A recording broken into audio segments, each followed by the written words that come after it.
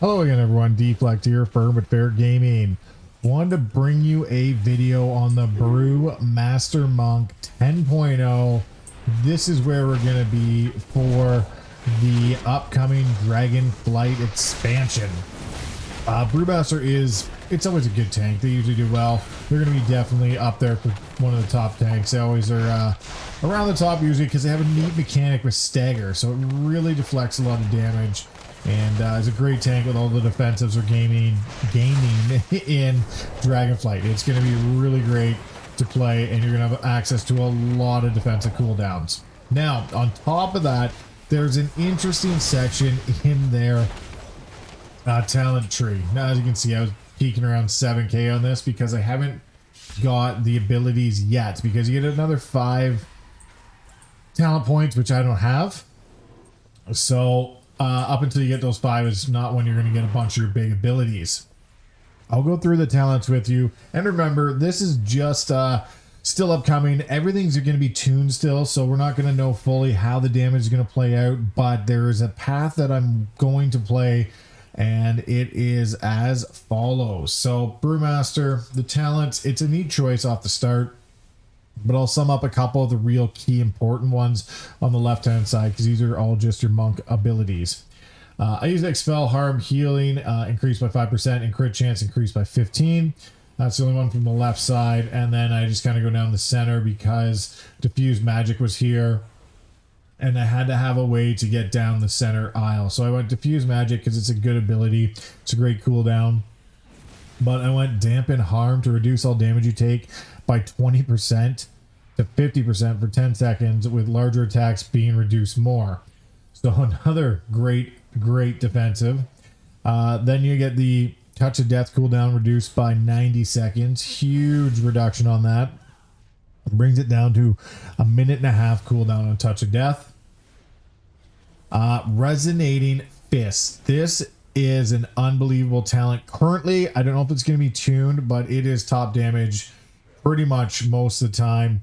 I happen to get Noxious Bolt, but the Resonating Fist is really good. So this is going to be one of the good plays for Brewmaster.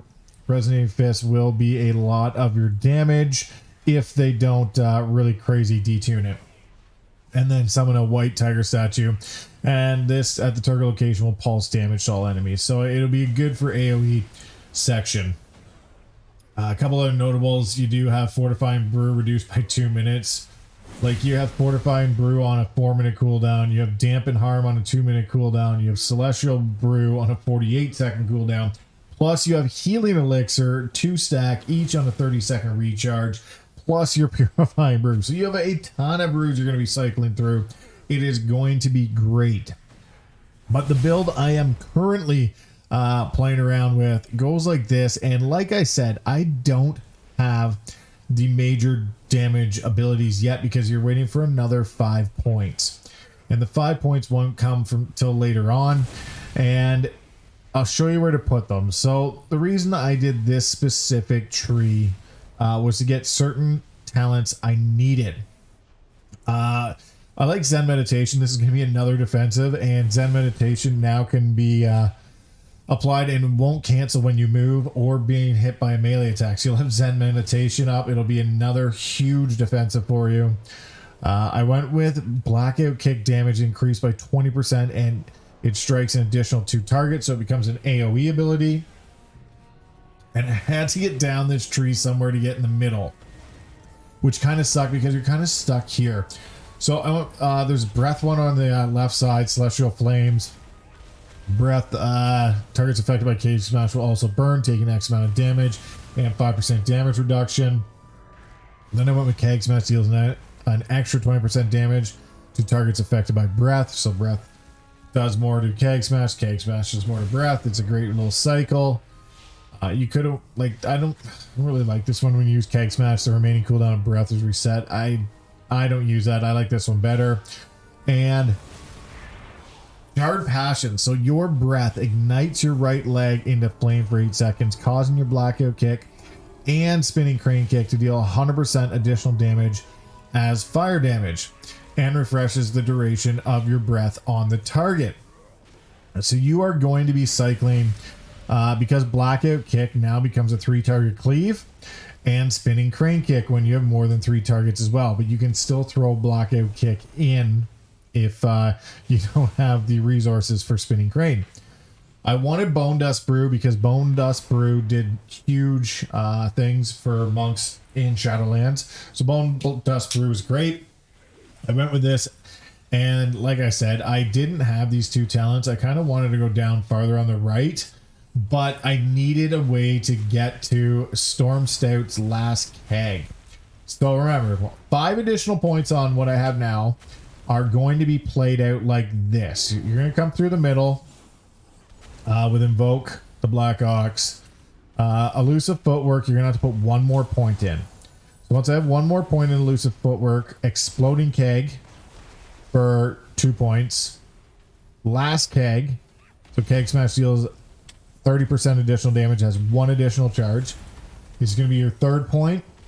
Your 4th point is going to go to Weapons of Order. So now you're going to have Bone Dust Brew, Weapons of Order, and the other capstone I'm going to play with is going to be Call to Arms. So Weapons of Order now calls Nizao, the Black Ox, to assist you for 12 seconds. So not only do you have him on a cooldown up here, 3-minute cooldown, now you're going to have it down here as well.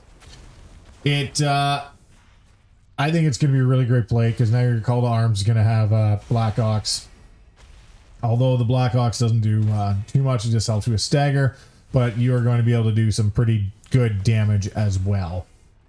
So you could switch it up and go with Bone Dust. So the healing increases by 20%, and Bone Dust Brew deals shadow damage or healing. Its cooldown is reduced by 0.5%. You could also go with that as well instead of Call to Arm, but that will be what I'm going to play with the extra 5 points because I think Monk is going to be in a really good spot with this, and you'll be able to do some pretty good damage with these abilities.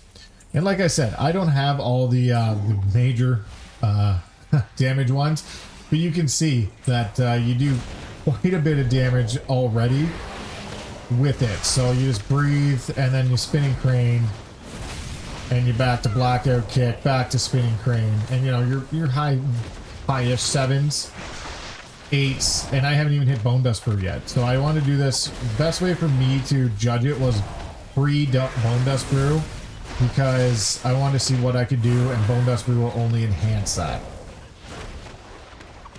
So you can see I'm hitting 8-7 already, 8-8s. Like the damage is very good. I don't have very much like gear by any means, but I'm still doing a lot of damage, and it's pretty sustainable damage.